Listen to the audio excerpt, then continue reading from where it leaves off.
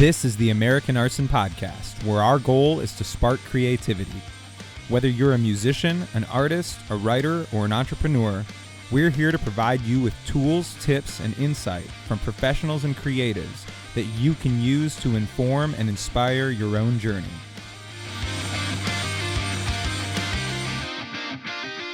Hello, everyone, and welcome to the American Arson Podcast. I'm Evan Baker. I'm Jesse Gentry. And we have got an awesome episode for you guys today. We are going to be exploring DIY touring. And since this podcast is going to focus on all things creative, this is a perfect place to start because there's really no better way to exercise your creativity than doing a DIY project. And DIY touring is one of those. Yeah, it's true. We've learned our fair share of lessons in the time we spent on the road over the past many years. And we just wanted to share some of those with you and dive a little deeper into what we've learned, both the easy and hard way. Yeah. But since you guys are going to hear a whole lot from us and about us on this podcast, we thought it would be great to have a guest on who is a DIY touring veteran, who's taught me quite a bit about DIY touring and who has been right alongside us for several of our favorite DIY touring adventures. So today we have Tighe Eshleman from the Los Angeles rock band Sink In, and he's going to share with you some strategies that you can apply if you're interested in DIY touring, or really if you're just interested in any sort of DIY project where you're jumping into something you don't know a whole lot about. And I'm sure he'll have some crazy stories for us as well. So without further ado, let's dive into it. So we introduced you guys as being from Los Angeles, but where is that? Like, you guys are actually from all over the place. Yeah, we're really not from Los Angeles at all. So I'm the only member left that actually lives in Los Angeles. I'm from Central Pennsylvania, Hershey, Pennsylvania. Cabretti is from Central Pennsylvania as well. Josh is the middle of nowhere, Southern Illinois. But that doesn't sound as cool when you're on the stage to tell people we are Sink In from the middle of nowhere, Central Illinois. Exactly. And then Mark lives in a town called Bangor, Pennsylvania. And I didn't even want to attempt to try and explain that from stage. Los Angeles. The branding is right on point. That's all I really need. Absolutely. There you go. Cool. Well, this episode, we're really going to be diving into DIY touring. And you are a veteran of DIY touring. So why don't you take us back to the beginning and tell us how you got started with DIY touring, what made you want to do that in the first place? Yeah. So I started touring when I was 17 years old, 25 now, so we're 8 years deep. And I don't even know how it started. I don't think anybody in a DIY touring band actually knows how they got started. The first question that we always get asked is like how you booked that first show outside of your hometown, and there's not a single person that's honest with their answer. I don't remember at all. I had an old band in high school who I think we just somebody from North Carolina sent us a message on Facebook and just said, "Hey, I like your band. Would you want to come play our garage?" And that was it. I think I'm Perfect. Really certain it was just a guy from North Carolina said, "Do you want to come play our garage?" We said yes. Then we said, "Wait, nobody has money to drive to North Carolina." Right. So we found a youth group to play at somewhere in Virginia. And then you book like 4 other shows. Of the 4 shows, exactly 4 shows cancel. Oh, it's one of those stories for sure. But I remember doing one weekend run, just coming and playing at somebody's garage, coming and playing at somebody's youth group. And then when the rest of the dates canceled on us, we played the same youth group the next night. Well, 2-for-1 action. Yeah, 2-for-1. We left everything on stage. We slept on stage. And we were like, "Hey, you guys have a meeting tomorrow too, right?" And they're like, "Yeah, we're going over our like missions trip somewhere." Like, Can we open up the mission trip meeting with another Sink In show? Oh, that's the economical way to do it, right? You play twice as I'm pretty soon you guys will just have like a residency like Dolly Parton and overhead lower than the per diem that night, so I would say we were officially a profit for about 24 hours. I haven't really been that way for the next 5 years, but it was a good start. Absolutely. So if somebody was interested in if say, like you said, you got that question where a band has never been outside their hometown and they're interested in branching out. Maybe they're not feeling the love in their hometown, or maybe they just have that spirit of adventure. They want to get out and go. What would you tell them? What kind of advice would you give them as sort of the first step? What's the first thing they need to do? So I would say nowadays, that the first step is nothing near what we actually did. That band at that time, we, being from the central Pennsylvania era, especially at that time, it was all August Burns Red, Texas in July, all these heavier acts. And we were kind of a pop punk band, and it was just a novelty. One, we weren't good, but even if we were good, something that nobody cared about. Right. We literally didn't even have anywhere to play. So for us, it immediately became this thing of like, let's just go see if we can play every surrounding state possible, because everybody else out there likes what we do. We know it. So is that a necessity, essentially? Right. But if that's not a necessity for somebody who is attempting to piece together a DIY career, there's so many tactics early on that people miss out.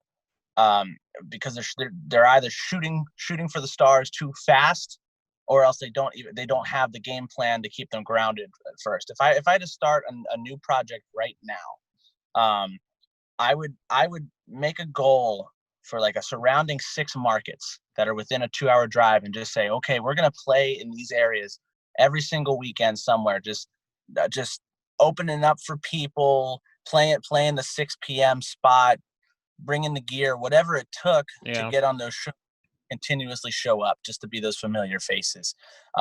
There's so much power in the ability to show up somewhere that you've worked really hard at, and that you're going to have an audience right off the bat. And that launches your capabilities to reach outwardly. If you were a Pennsylvania band and your goal was to widen your radius to New York, right? Every town between New York and your town in Pennsylvania needs to be hit first and needs to be grown before you reach that point in New York. Never did that. That was always a problem for us. And even with Sink In, where I'm at now, when we first started touring, that was a problem for us because we were from all these different states. So we just kind of had to like pick and choose where we were going. There was no like nucleus. We're like, this is going to be where we dig our roots and become known and become that band that people trust and people want to come out and see. So if I was starting right now, I would just start with a nucleus of like, this is where we are going to be strong. This is our hometown. This is our base. It doesn't even have to be a town. Again, the prime example was Lancaster. Like if I was to say back then, like I want to be the biggest pop punk band in Lancaster before I started trying to branch out and reach a new audience, it would have never happened because nobody cared. Yeah. So just those steps in between of just confidently being able to say as a starting off DIY band, like, hey, we can go and drive an hour away from here and some kids are going to show up on a Friday night. That's a first big step that I think a lot of people miss. I think in the conversations that I've seen or had, people talk about how expensive it is to really get out there and do it. But then you see their routing and it's, a 7-hour drive followed by a 9-hour drive, followed by a 4-hour drive. So I really like what you said about, looking for those staples between, maybe you want to get to New York, but what's between you and New York? And at least do your due diligence to try to hit those places before you say, I just really, really want to go to New York. I'm going to skip over this, because from a cost perspective too, the longer that drive gets, the less your dollar really carries you. And we all know we're probably not getting paid that much as a DIY band starting off. So the routing takes more of a toll too. A 4-hour drive every day as opposed to a 9 or 10-hour drive each day is a huge difference. And look, we're allowed to say that now where we're at, but I mean, I can say for myself that I didn't listen to that law at all. Yeah. When I turned 18, the first thing I did is I went on an almost 3-month long tour. Just all around. Had like 4 days off at a time. Then we'd have a 16-hour drive where we had to load in the next day at 7 o'clock, and you had 14 hours to make it 16 hours worth of right. driving. You know, Yeah. But do you feel we're saying that all from perspective? Looking back, do you feel like it was worth it to make some of those mistakes and kind of let the road kick your butt a little bit? Absolutely. So that's a totally different perspective that I appreciate so much, because especially for me, because I have essentially grown up and become an adult via a touring career. You know, I mean, again, I'm 25 now. I started touring at 17. That's like 8 years right in the prime development of, you know, who you were going to be as a person for your adult life. And I spent the vast majority of that time touring in bands, being on the road, living in a van, I mean, for months at a time. So for me, I personally cherish all of those mistakes that I made business wise, because it made me figure out who I am as a human being. You never told me at 16, like, hey, you're going to be pursuing this music career and you're going to have ups and downs, and your lowest of lows are you're going to be living in a van for 8 months.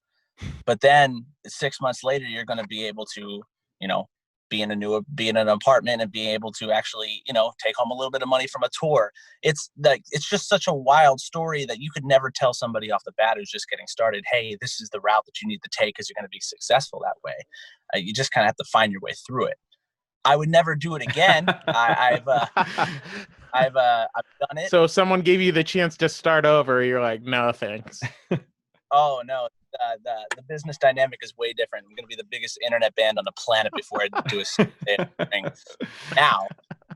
But well, and that's the current pandemic has kind of taught us about you know, you can't tour your way out of every problem. Sometimes you have to be able to create content that people can gravitate towards online or elsewhere. But something that you said there, I kind of that kind of grabbed me. I think about the line, I think it's from a Day to Remember song, where people told them, if you can't make it here, you won't make it there. And you were talking about, you guys weren't even popular in your hometown. And so just kind of blowing holes in that theory of like, no, we just need to get out of here. We just need to change the scenery. We just need to maybe get in front of some people who like a different kind of music, you know?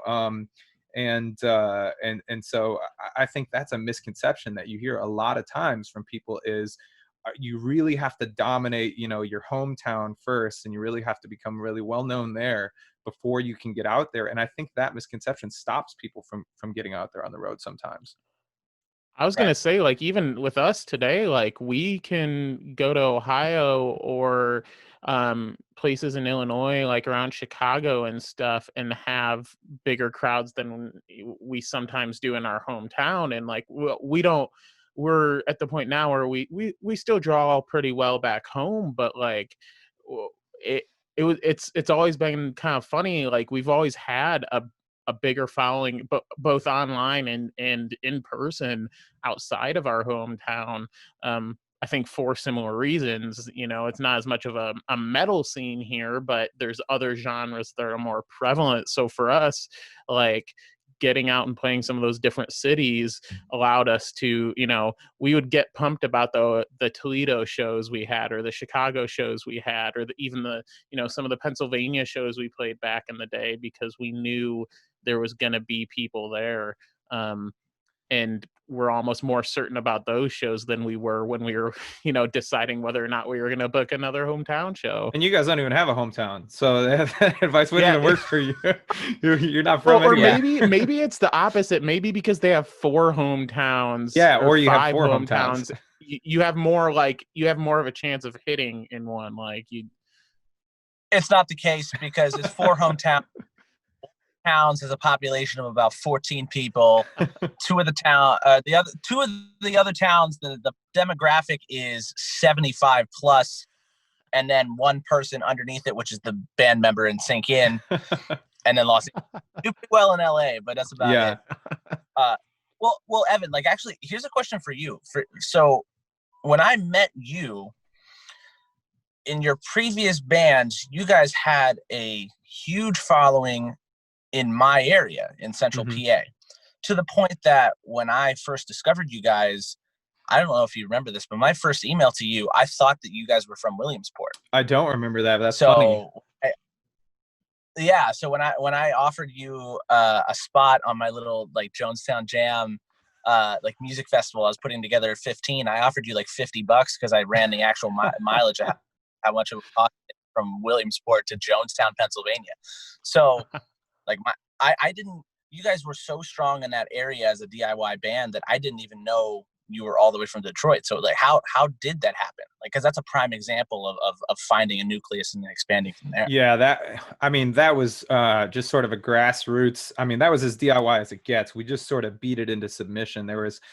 During that time, we were touring 7-8 months out of the year. It was not sustainable, and it's probably what caused the band to unravel, because we spent so much time in uncomfortable situations.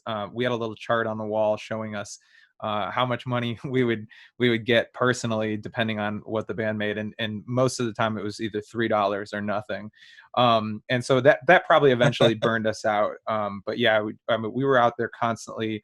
But I don't necessarily think that a band has to do that. I think maybe more so than being out there constantly was identifying places where we could see above average enthusiasm for what we were doing, and then making sure that we got back to those places. So you mentioned Williamsport. Williamsport was a town where we happened to play there once. We saw just, like I said, an above average enthusiasm for what we were doing. And then we made sure that basically every time that we went out after that, there was a Williamsport date. And so I guess it's sort of curating the tour schedule after you've gone. Can you sit down and really be honest about it and say, okay, this place in Arkansas had great pizza and we had a lot of fun, but nobody cared about us. Even the sound guy walked out during our set. Pizza is all that matters. Yeah, maybe. but so we're not going to go back there. And it's tough. You have to make a business decision. You might have, 2 people there that are really into you, but then you look over and you say, but if we go this direction and we go to Williamsport, there's a whole bunch of people that are really excited about it. And eventually I think we got to the point where we had maybe 10 of those cities, and we just kind of used those as anchor points. And we would go, basically on, if there was a 40-day tour, we knew that every 4 days there was going to be a really good show. And it took a little while to get to that point, but I think it would probably be a little bit easier now for people with the analytics they have available to them through Spotify and social media. And yeah, absolutely. So, we mentioned those shows where you're playing for no one, or where you had a really long drive and then nobody showed up. I think that's just something that's inherent to DIY touring without having as much of this safety net. I'm sure that makes for some pretty crazy experiences and some crazy memories. Do you have a particular favorite disaster from DIY touring? Oh man, there's so many disasters. That's a podcast series within itself. Let me try and tell 2. I'll tell a disaster, and then I'll tell what we thought was a disaster that ended up being one of the biggest opportunities like in my music career. Awesome. So disaster, the number one sink-in disaster that everybody knows about is the night that we almost burned down an entire town in Montana. This was a sink-in, was on a summer tour, and keep in mind this summer tour we were playing a bunch of festivals that they were some of the biggest festivals. Well, they were the biggest festivals we had ever played at that time. So we're riding super high at this moment. Like, we actually have some money saved up, and we're doing all this stuff. Like we're selling stuff. We're making fans. Everybody's on 100 right now. We had just bought a brand new van. So we had air conditioning on tour for the first time. Everybody had their own bench. It was beautiful. We were driving through Montana on about a 17-hour drive to a festival called Creation Northwest in Washington State. The one thing that we didn't have that was new when we bought the trailer was when we bought the van was we still had our old trailer, which was a piece of junk. It was like the door was ready to fall off at any given moment. It rattled, like it literally looked like you were driving with camber, like turned in at all times. And we're halfway through this drive, and Cabretti is driving. I believe I'm in a passenger seat, and we just hear a doosh and see sparks fly out of the back. Oh. And if you're in a touring band, you know right off the bat that sounds like a tire. Sounds like a flat tire. Yeah. It was so much worse. What actually happened was we can laugh about this now. oh God. It was the axle from this old trailer. It had snapped right in the middle of the road, and it had almost elevated the trailer itself because the van is still going. The axle snaps this way, and it has elevated the trailer off the ground so that nothing is touching the ground, but just axle that is digging in and just shooting. Fireworks level sparks out of the back of the van. And a tire goes shooting off the right side. I'm like, Cabretti, we're on fire. Pull over. So we pull over. And we just see like streaks from the axle that had like dug into the ground. And we're missing a tire on the trailer. I look up this giant hill, and the tire had so much momentum that it had been rolling uphill this entire time, like for the entire distance from when we were pulling over. Oh man! It was still rolling uphill. So we get out of the van and we look at this, and we just see everything looks charred, and we're all kind of looking around, figuring out what to do. Sure enough, this tire, a good 20 seconds after it starts going up, because we were going 75. It starts rolling back down this hill, pointed directly at us. We had enough time to all get back in the van and close the doors for the impact of this tire coming back down the hill at 50 miles an hour right at the side of the van. You didn't try and catch it? Oh my God. I thought about it. Like my first inclination was like to put my hands up and kind of be prepared as a catcher's stance. And then I bailed and we closed it. The tire goes and smashes the side of a brand new van that we had for 2 days. So we survive it. We get out, and then I smell smoke. And I look down probably about a quarter mile down from right where the first impact happened when the axle hit the ground. Sparks had shot over on the side of the road and started a brush fire. Oh no. And at the time it was only like 5 or 6 feet. So we're like, quick, get our jugs of water. We're going to be able to stop this with jugs of water.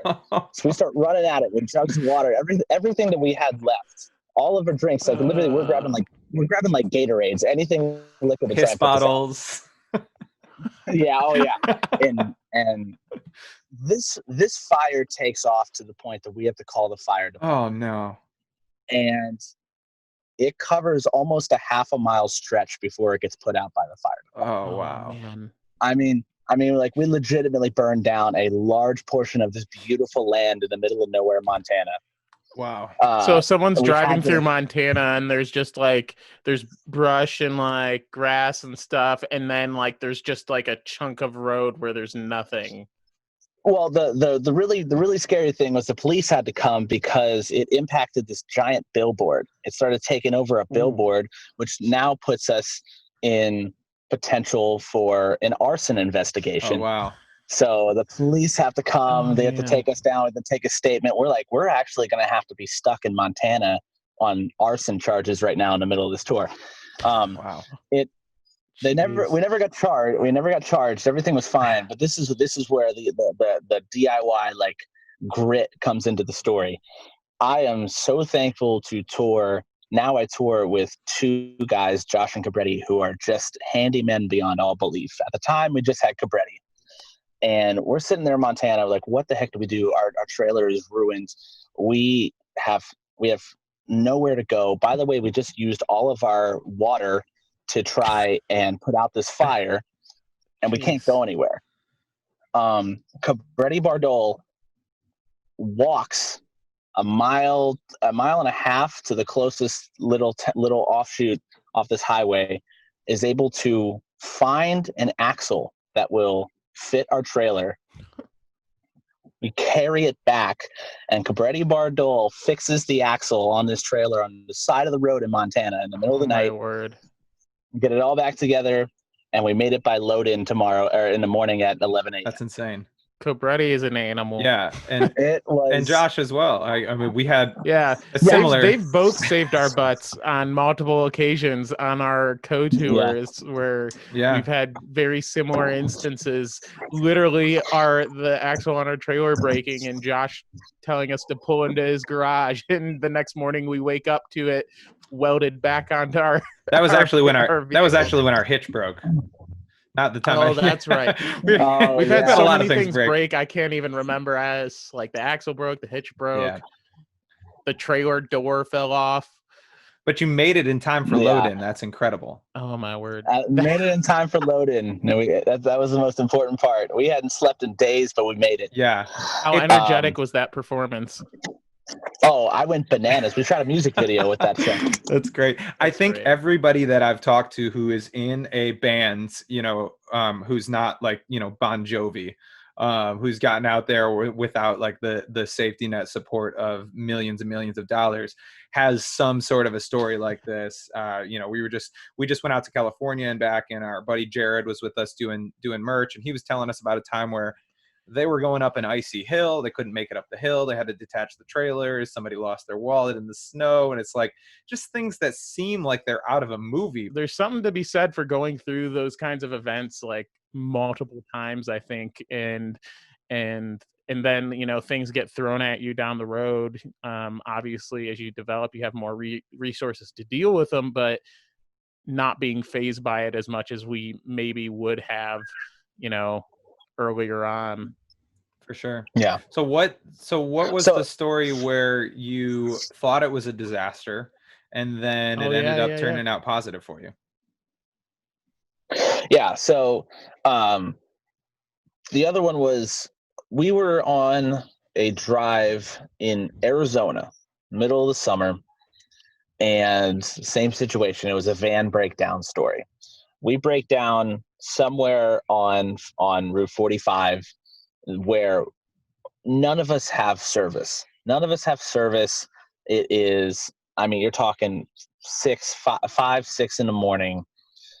One of those situations where like, all right, we're going to have to get creative. Like we're literally trying to wave people down, trying to figure out how the heck we're going to even be able to get a hold of AAA to get us towed. And if you know Arizona in the middle of summer, it starts to get hot. And that was the situation. Same thing. Cabretti's trying to fix the van.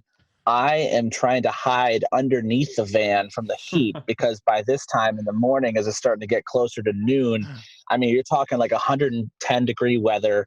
We're running out of water. I'm in a movie right now where the guy dies in the middle of the desert, but I'm on tour. Underneath the van. And underneath the van. All of a sudden we hear a snake in the bush that's right beside the van. Like it's just one of those, what are we doing? Why are we here? That was the number one feeling at that moment. Why the heck are we here right now? AAA eventually comes, says, hey, we can only tow the van. We can't tow the trailer. So we all split up. Cabretti and crew, they go with the van. I, as well as another member, just sit on the side of the road with the trailer in the middle of Arizona.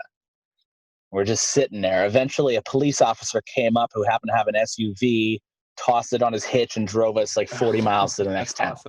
Awesome. So this was a moment where Sink In is literally separated between different towns. We're just sitting there in a parking lot with a trailer at McDonald's, just like sitting in McDonald's for cool air. Cabretti and gang are over in a different town trying to get the van fixed. And that was just the number one moment where we're sitting there just going, why the heck are we doing this? We're doing this wrong. Something is not right. And what happened when I'm sitting in that McDonald's is I get a Facebook message from somebody that I didn't know. Earlier on in that tour, we played a show, one of the standard shows where you get thrown on somebody else's bill. They tell you you're going to play at like 9 o'clock at night. You end up playing at 1:30 in the morning on a Tuesday. So it's in Knoxville, Tennessee. And we play to exactly 2 people in the room, the sound guy and the guy that was too drunk to leave the bar yet. So we play our set. And I remember saying that night, something that my dad told me right when I started to take music seriously. He said, no matter how many people are in that room, you never know who matters. You never know who matters. It does not matter. And that's two-sided. It does not matter how many people, because if there's one person in that room, if you care about what you're doing with your music, that is one person that you're able to impact positively with your passion and your creativity. And that's one life that you can change indefinitely with your time. And then part 2, on a business aspect, you have no idea who that person at that bar is. It's true. And sure enough, from that one night earlier in that tour, that guy was a concert promoter who ran one of the biggest festivals in Tennessee at that time.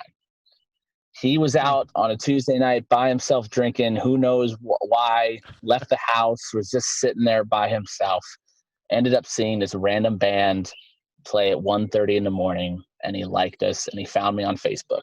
And while we're sitting there in a McDonald's in the middle of Arizona going, we need to give up, we're terrible, why are we doing this? I get a message saying, hey, do you want to play main stage at this festival? Dang. You know, and those little moments like that in a career like this that involves such a drastic decision to just throw yourself out there to the wind, those little moments like that are enough to keep your feet moving for that day and get you through those harder moments that you're inevitably going to run into. Absolutely. And, you know, that spot honestly, I don't even remember if we even ended up playing this festival. It didn't matter. The point was I got that message. And it was enough for me to go like, all right, this is why I'm doing this. I need to remind myself that I'm out here in the middle of nowhere to try and impact people and to try and grow this. Yeah. And it just kept our feet moving. That's awesome. Yeah, it's funny how some of those biggest opportunities, whether it's on a personal level, like you said, impacting someone's life, connecting with someone on a deeper level, or something that ends up benefiting you from a business perspective, come from sometimes the most dire of circumstances for yourself, where you're just in a rut or you can't think of a way out. And I think that that's a narrative that you hear a lot now, where people say, you know, it doesn't really matter. You don't have to get out there. You don't have to grind. You know, with the internet, it's all about your social media stats and your Instagram followers and your Spotify plays and your YouTube channel and all these things. And yeah, those are all valid. But, you know, there still is something to be said for a guy sitting at the bar at 1:30 in the morning, seeing you play in person, and an opportunity coming from that. And, you know, we've met a lot of people on the road, and some of them, it wasn't that they were the promoter for a major festival, but they ended up becoming some of our closest friends, or they ended up being people that ended up touring with us, doing merch or, you know, photography, or just being crew for us. Yeah. You really never know who you're going to run into. And that's something that I would say, if there's a band who their focus until this point has been get big in the local market, you know, work really hard on the socials. Sure. That's all great. That's all fine. But, put yourself out there, and, you know, let some of these disasters happen to you, and find out what you're made of, and find out if you really, you know, if this is really for you. So yeah, that's cool. I think that's like I think that's such a unique superlative, you know, like if I was a record label and we were sitting down at the table going, okay, who are we making the next phone call to? And I'm sitting there looking at 4 bands, you know, if all of them are remotely similar in terms of audience, in terms of streams, in terms of social media, but that one band has that superlative of, you know, Johnny across the table got to go see them once at a bar, or you got a chance to look at their touring statistics, and they've done some road work and they've gotten themselves started. It shows what you can do independently, and it's that unique superlative that's going to give you an opportunity if that's what you actually cared about in the first place. Absolutely. And now, can you maybe talk a bit about the kind of work that goes into setting something like this up? If I'm a band, you know, the kind of band we're talking about now, that we're trying really hard to get big in the local scene. You know, we've been paying attention to our socials and all that kind of stuff, but now I really want to get out there and do it, and I don't know where to start. You know, what kind of prep work should a band like that do to make sure that, you know, they're able to, you know, avoid some of these disasters? Some of them they're just going to have to embrace, but to have some success with it. Right.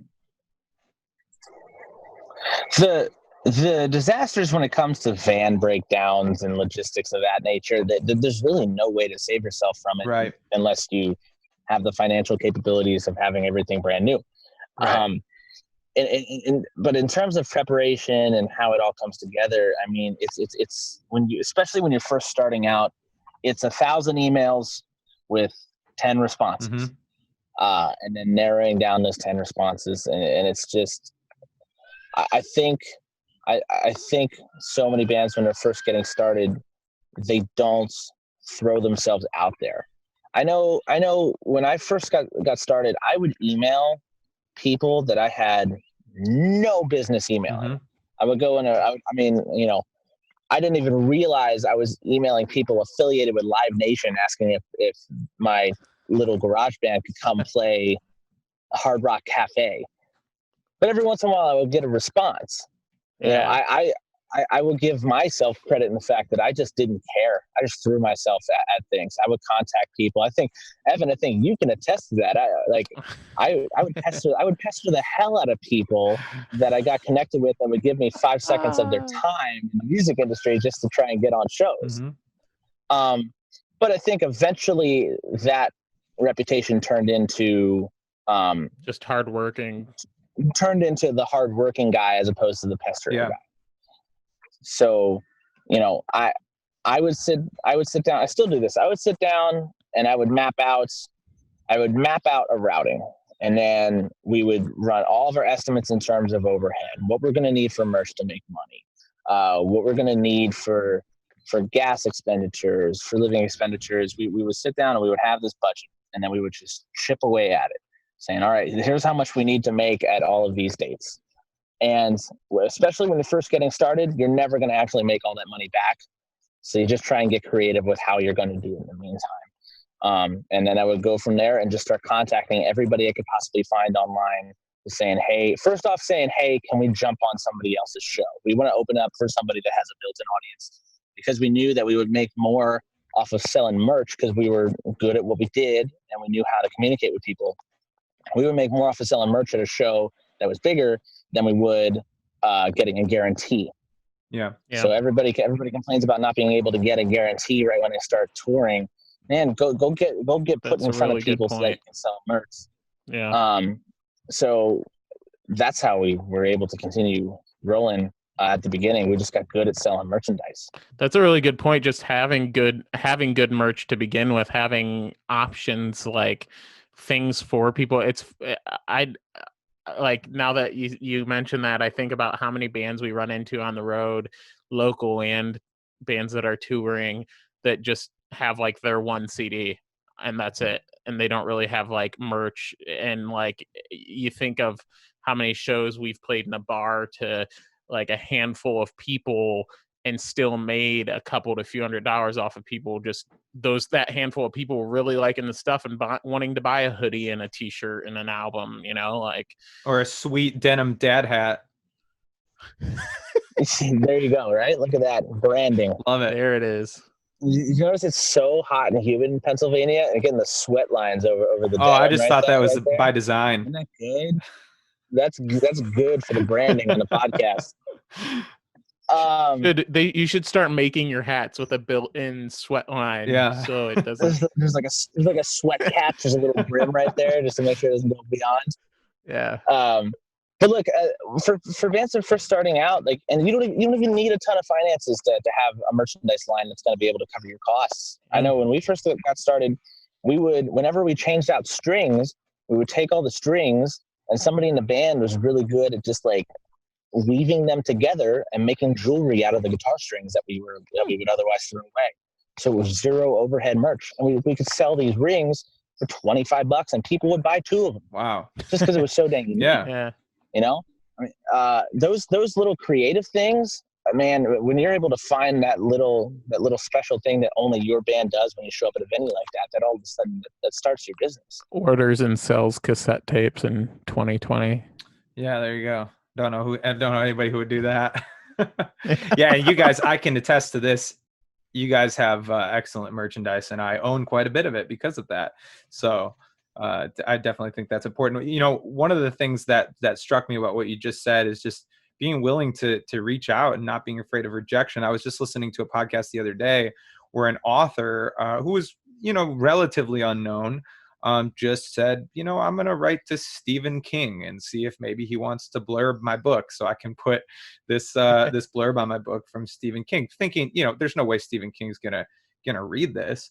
And then lo and behold, ends up with the blurb from Stephen King. And you just really never know unless you're willing to put yourself out there, and you're you know, able to handle the rejection that is inevitably going to happen when you send out 1,000 emails, and still happens even when you are a band that does, you know, DIY touring frequently. You're still going to get that rejection. So I really like that. That's a skill that you're going to maintain throughout your entire music career. I mean, I'm still the person that sends out 1,000 emails a month, just trying to stay connected and just trying to find opportunities to work together with people. That's a skill that's never going to go away. Awesome. Well, I guess as we kind of wind things down now, I have a bit of a less serious question. You walk into a gas station on tour with maybe the $5 you have in your pocket to spend on your meal for the day. What are you getting? 2 for $4 Reign sugar-free energy drinks in the creamsicle and the mango rama flavor.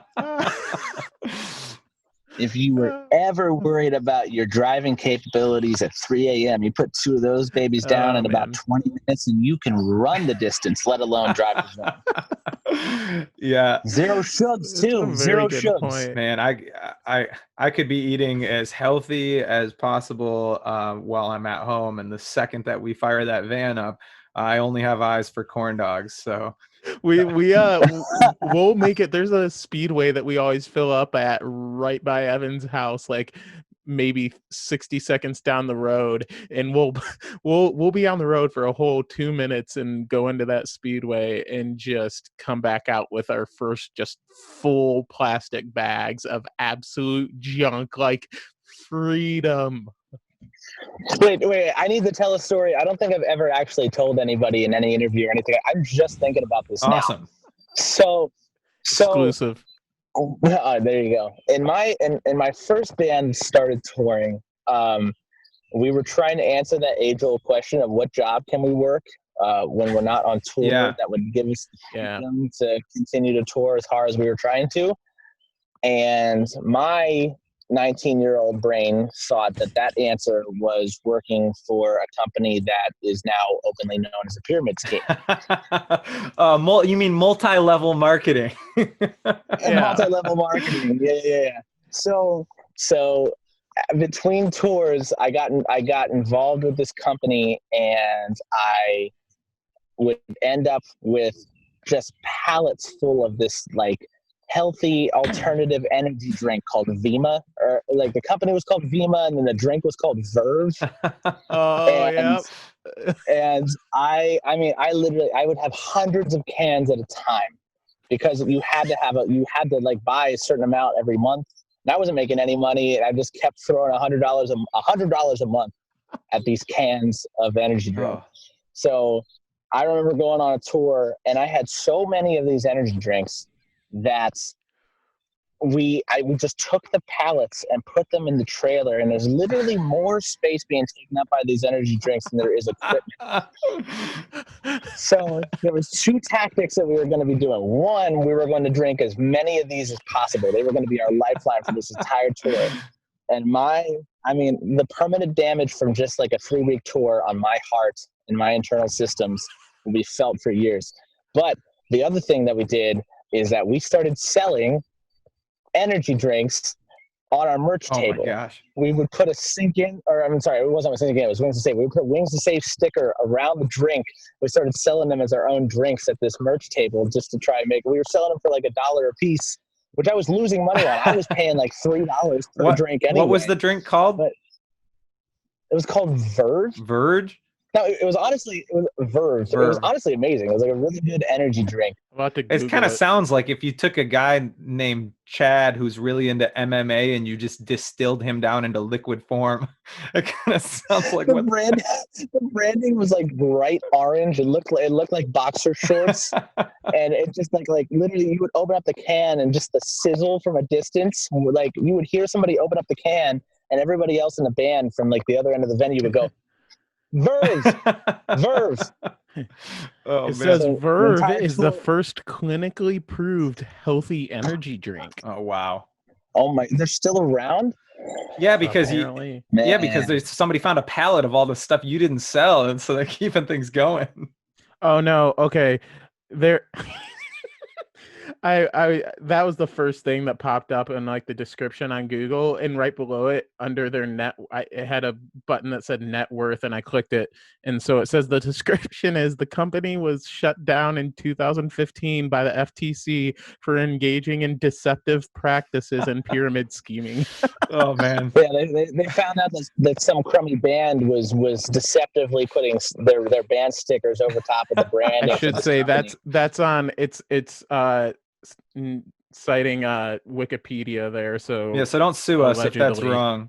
We don't have any money anyway, so allegedly. Oh, that's awesome.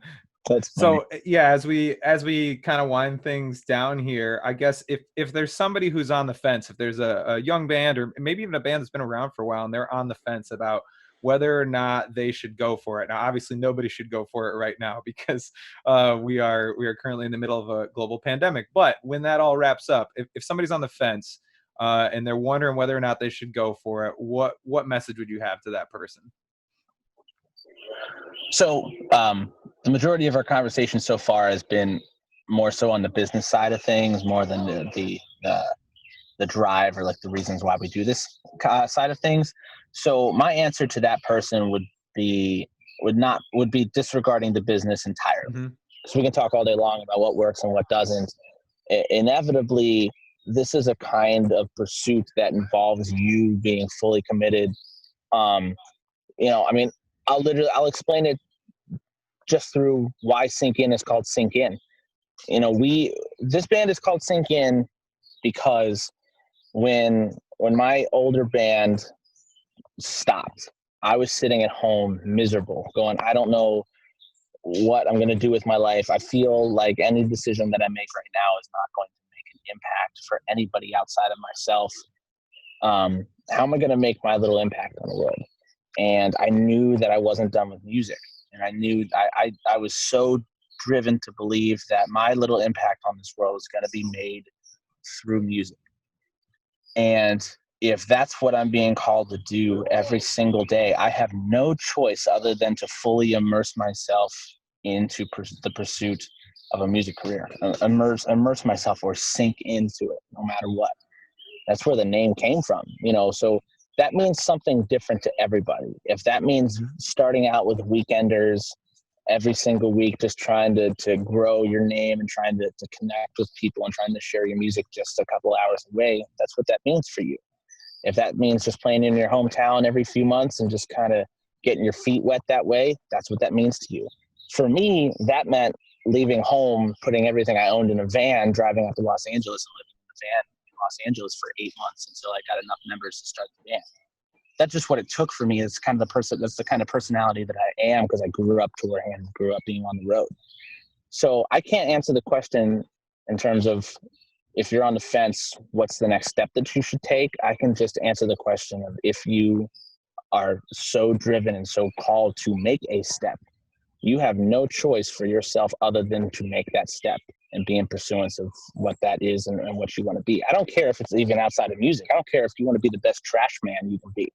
I don't care if you're sitting here right now on this podcast and you want to become a teacher and you didn't go to college to be a teacher. Yeah. Then my goal is that I can be the encouragement to tell you that to go back and get that education, to go and apply for that job, or to go show up at the crummy venue and try playing your music in front of people for the first time. So Absolutely. That would be my advice for anybody like that. Awesome. Yeah, that's a good point. I feel like it's more for a lot of us that are out on the road or already in it. It definitely feels like more of a calling than something we just want to do, you know? Yeah. Because I would say there's plenty of times that all three of us can reference that we absolutely didn't want to be doing what we were doing and did it anyway. Because we knew deep down that like that's what we were called to do. That's what we felt our purpose was to be there, even if we didn't want to be. Because there's going to be plenty of those disaster stories. Yeah, absolutely. But there's for every disaster story, we can point to probably 5 or 6 great moments and things we've been able to pull from it in a positive light too. So. For sure. So Tighe, thank you very much for being on with us today. If people want to hear more from you or want to hear what Sinkin is all about, where can they find you? Yeah. Everything social media is at Sinkin Band, SINK. You can find us on Spotify, Apple Music, anywhere you listen to music. We have a bunch of new stuff. I'm actually in Pennsylvania right now because we're about to get started in the studio again. We're about to be putting out a ton of new music. So if you follow the Spotify page and follow our social medias now, you'll be seeing a bunch of new stuff from us over this entire next coming year. And hope you love it. And thank you guys so much. This was a lot of fun, actually. This is really cool. Yeah, we miss you. Yeah, for sure. Yeah, we're supposed little to be touring together tidbit, in about a month here. Yeah, but... little tidbit for those who have heard us talk on some interviews recently about our canceled album release tour. It was actually going to be with Sinkin. I guess we might as well say that now. So right. we would have been hanging out this whole summer. It would have been fun. I know. For how often we've toured together, it's officially been like a long time now since we've actually done a real tour. It has been. Well, let's get back to that as soon as we are legally and safely able to do so. Agreed. We'll do the mass tour with masks on. Right. Yeah. Mask on every drum. We'll make it happen. A new merch item right there. Yeah, the Sinkin mask. All right. Well, thanks again, Tighe. We appreciate it, and hopefully we'll. There you go. It is. If you're just listening on audio, Tighe just threw on a sick mask. So. Check it out if you access the YouTube version of this. But Tighe, thank you very much for being on. We appreciate it, and hopefully we'll talk to you soon. I love you guys. Love you too, man. Talk soon. Bye. See you, dude. Thank you for listening to the American Arson Podcast. If you enjoyed this episode, please take a moment to leave a positive comment or review. Connect with us online through Facebook, Instagram, YouTube, or Twitter. And check out AmericanArson.com for music, merch, and upcoming tour dates. We'll be back next week with another episode. Until then, stay inspired, stay positive, and keep creating.